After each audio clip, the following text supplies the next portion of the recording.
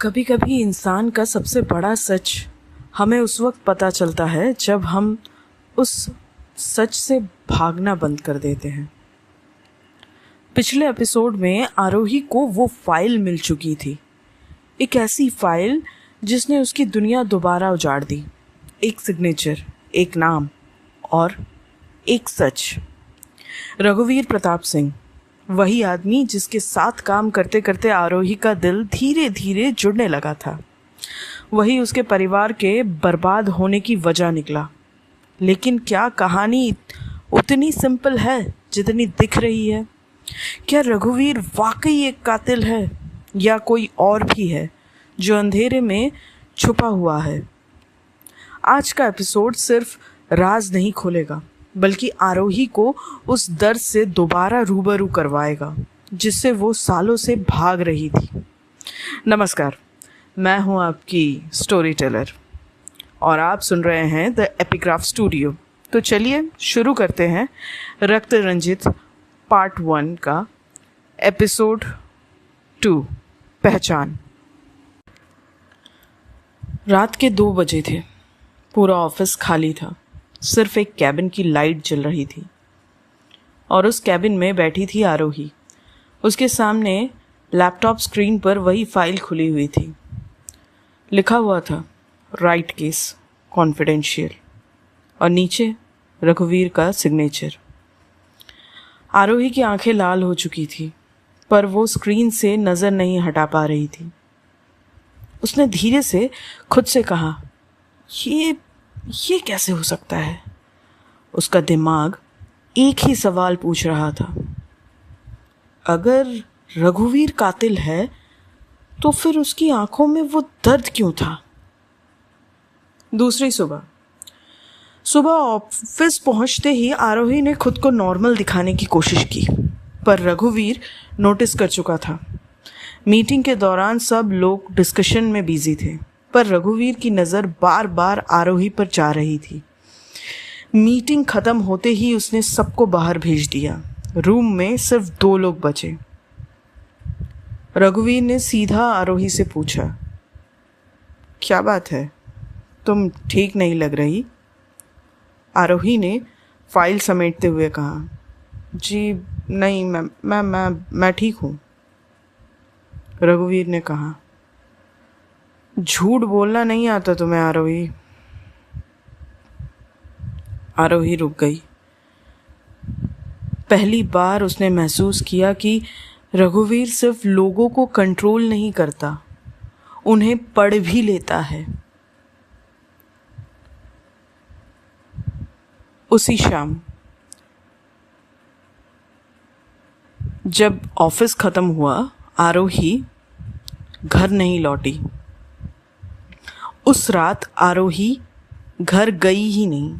वो सीधा उस पुरानी कॉलोनी में पहुंची जहां कभी उसका घर हुआ करता था। अब वहां सिर्फ जले हुए दीवारों के निशान बचे थे।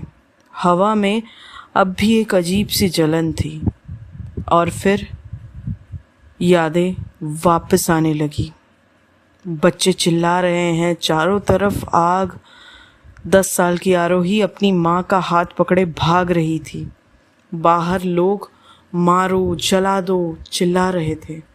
उसके पिता एडवोकेट हर्षवर्धन, सच के लिए लड़ने वाले एक ईमानदार लॉयर, दरवाजे के बाहर खड़े थे और चीख रहे थे, दरवाज़ा खोलो, दरवाज़ा खोलो। पर किसी ने दरवाज़ा नहीं खोला और फिर एक गोली की आवाज़ आई। छोटी आरोही की चीख निकल गई। अचानक से आरोही अपने वर्तमान में लौट आई। आरोही ज़मीन पर बैठ गई। आंखों से आंसू बह रहे थे। उसने धीरे से मिट्टी को छुआ और बोली, पापा। उसी वक्त पीछे से एक आवाज़ आई, यहाँ अकेली क्या कर रही हो? आरोही पलट कर देखती है तो उसके पीछे रघुवीर खड़ा था। उसका चेहरा सीरियस था, पर आंखों में कंसर्न भी था। तुम मेरा पीछा कर रहे थे? आरोही ने तीखे टोन में पूछा। आरोही, पीछा नहीं कर रहा हूं मैं तुम्हारा, तुम्हारी फिक्र कर रहा हूं। आरोही हंस पड़ी, एक टूटी हुई हंसी। फिक्र? राजनेताओं को फिक्र करना कब से आ गया? रघुवीर चुप रहा। उसने आसपास देखा, जली हुई दीवारें, टूटे घर, और फिर धीरे से बोला, तुम्हारा कोई कनेक्शन है इस जगह से? आरोही ने आंखें चुरा ली और कहा, है नहीं, था। रघुवीर आरोही के पास आकर खड़ा हो गया। मैं नहीं जानता तुम्हारे साथ क्या हुआ था, लेकिन एक बात जानता हूं, दर्द इंसान को दो चीजें देता है, या तो कमजोरी या ताकत। आरोही ने उसकी तरफ देखा।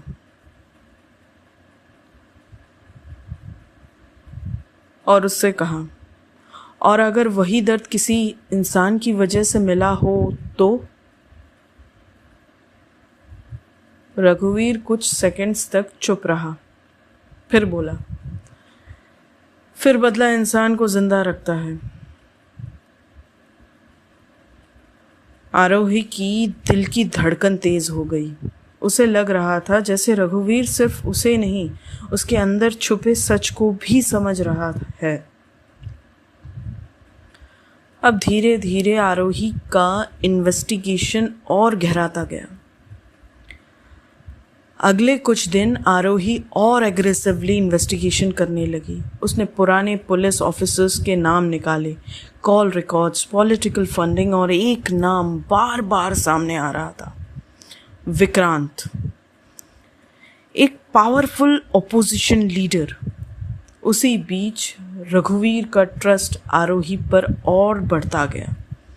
एक मीटिंग में सीनियर लीडर्स आरोही के स्ट्रैटेजी आइडिया का मजाक उड़ा रहे थे और बोल रहे थे, ये लड़की इनएक्सपीरियंस्ड है, एक नेता ने कहा। तब रघुवीर ने पहली बार सबके सामने आरोही का साइड लिया। एक्सपीरियंस से ज्यादा जरूरी होती है समझ। रूम में सन्नाटा छा गया।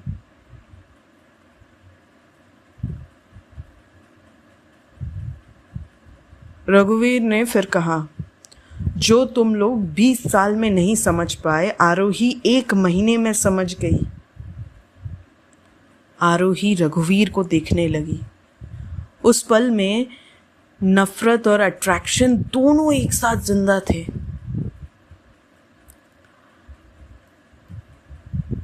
गहरी रात का वक्त, रात के करीब 1 बजे, ऑफिस बैल्कनी, बारिश हो रही थी। आरोही रेलिंग के पास खड़ी थी। रघुवीर उसके पास आया और बिना कुछ कहे उसके हाथ में कॉफी दे दी।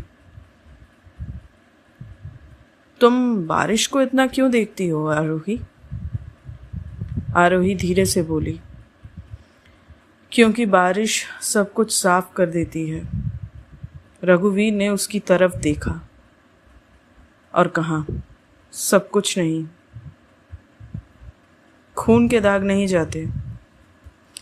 दोनों एक दूसरे को देखते रह गए। पहली बार आरोही को रघुवीर से डर नहीं लगा, और शायद ये सबसे खतरनाक बात थी। अगली सुबह एक हाई लेवल पॉलिटिकल मीटिंग चल रही थी। सब लीडर्स अलग अलग ओपिनियंस दे रहे थे, आर्ग्यूमेंट्स, प्रेशर।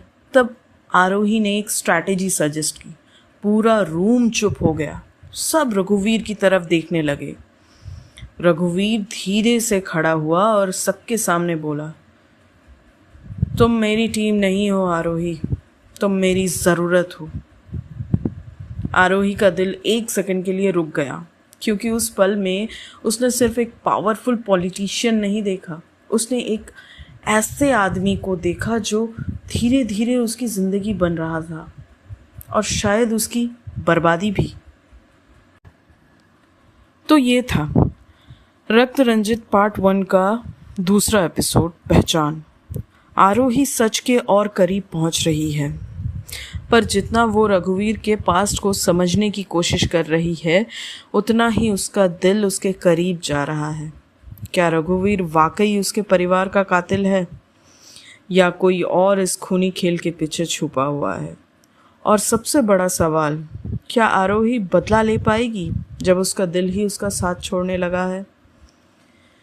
अगले एपिसोड में नज़दीकियां बढ़ेंगी, राज और गहरे होंगे। अगर आपको ये एपिसोड पसंद आया हो तो वीडियो को लाइक करें, शेयर करें और चैनल को सब्सक्राइब ज़रूर करें, द एपिग्राफ स्टूडियो। और कमेंट में बताइए, क्या आरोही को रघुवीर पर भरोसा करना चाहिए या उसे सिर्फ बदले के बारे में सोचना चाहिए, क्योंकि हर चेहरा अपनी असली पहचान छुपाए बैठा है।